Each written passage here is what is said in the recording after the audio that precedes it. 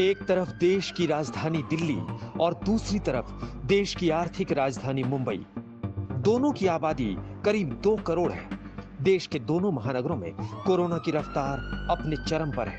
मरीजों की बढ़ती तादाद सिस्टम और सरकार की पूरी व्यवस्था की पोल खोल रही है। बेड मिला तो ऑक्सीजन नहीं, ऑक्सीजन का बंदोबस्त हुआ तो आईसीयू बेड की भीषण कमी। गुरुवार को ही मुंबई में संक्रमित नए मरीजों की संख्या 3056 थी, जबकि 69 की मौत इलाज के दौरान हुई। मुंबई में कोरोना के 55,601 एक्टिव मरीज हैं। 96 कंटेनमेंट जोन है, 565 बिल्डिंग सील की गई है। दिल्ली की हालत देख लीजिए। दिल्ली में 90,629 एक्टिव केस है, 47,704 कंटेनमेंट जोन है।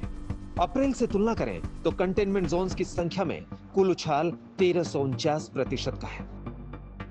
सवाल उठता है कि क्या राजधानी दिल्ली की हालत मुंबई की तुलना में अब ज्यादा खराब है?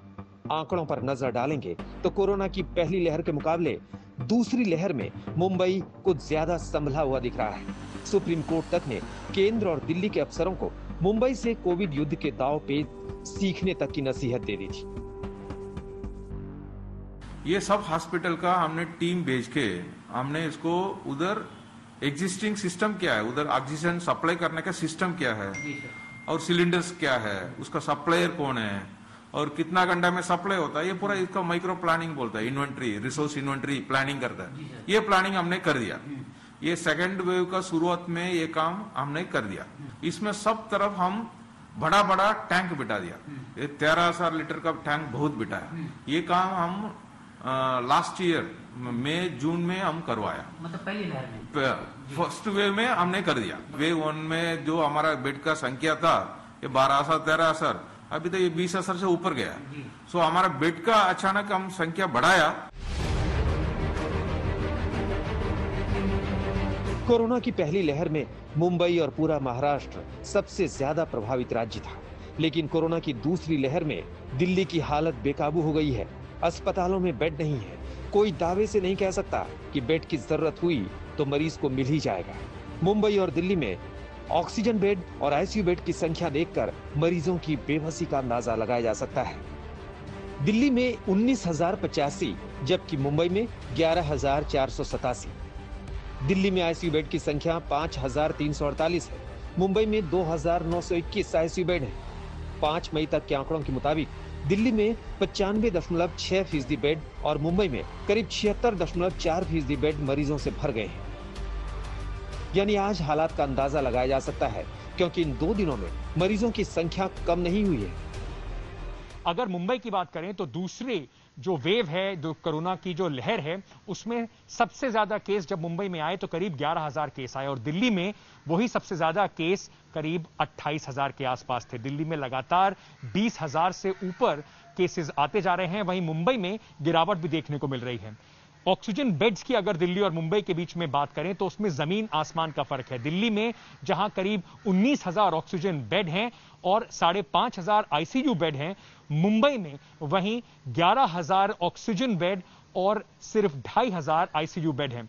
और इन्हीं ऑक्सीजन बेड्स के साथ बनता है केंद्र सरकार का फॉर्मूला, जो ये तय करता है किस राज्य को कितनी ऑक्सीजन की या किस शहर को कितने ऑक्सीजन की आवश्यकता है।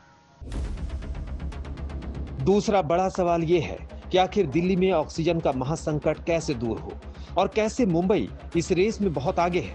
आंकड़ों पर नजर डालें तो 24 घंटे में दिल्ली को कम से कम 700 मीट्रिक टन ऑक्सीजन की जरूरत है।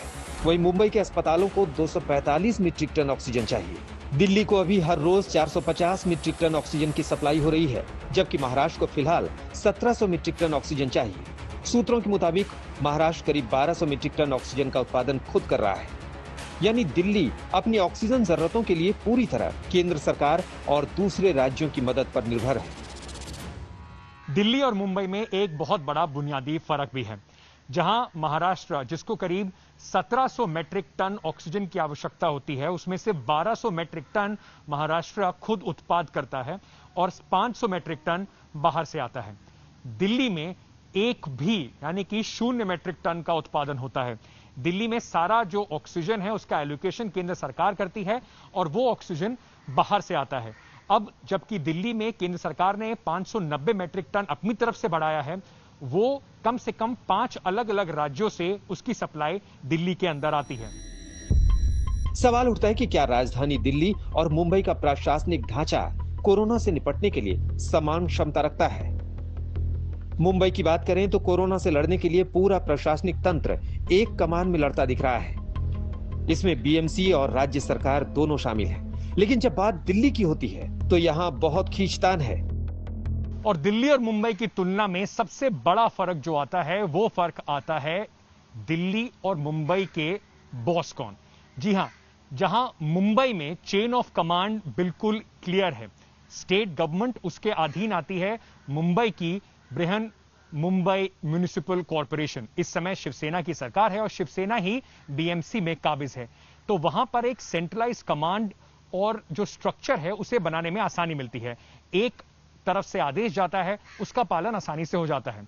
वहीं दिल्ली में आइए, दिल्ली में केंद्र सरकार के अलग अस्पताल हैं, दिल्ली सरकार के अलग अस्पताल हैं, एमसीडी का अलग इलाका है, साथ ही साथ एनडीएमसी का भी एक क्षेत्र है। इन सब के बीच में दिल्ली में हमेशा यह कंफ्यूजन बनी रहती है कि किसकी बात सबसे ऊपर रखी जाएगी। वायरस का खतरा और चुनौतियां एक हैं, लेकिन निपटने की क्षमता अलग अलग।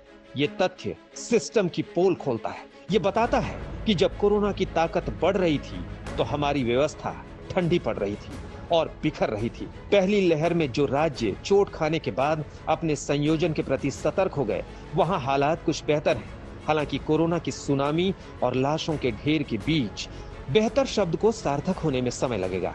दिल्ली से अंकित त्यागी के साथ आज तक ब्यूरो।